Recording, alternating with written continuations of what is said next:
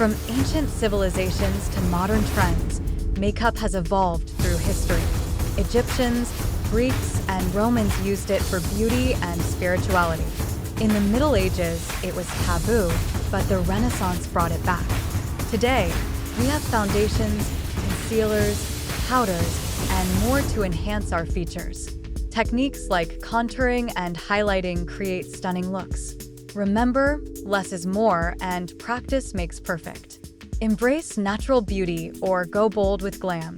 Whether you have oily, dry, or sensitive skin, there's makeup for everyone. So, let's highlight our unique beauty and rock those trends with confidence.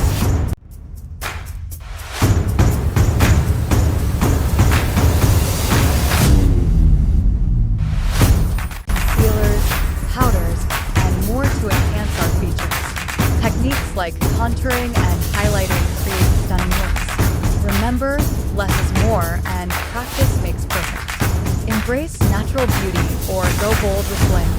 Whether you have oily, dry, or sensitive skin, there's makeup for everyone. So, let's highlight our unique beauty and rock those trends with confidence.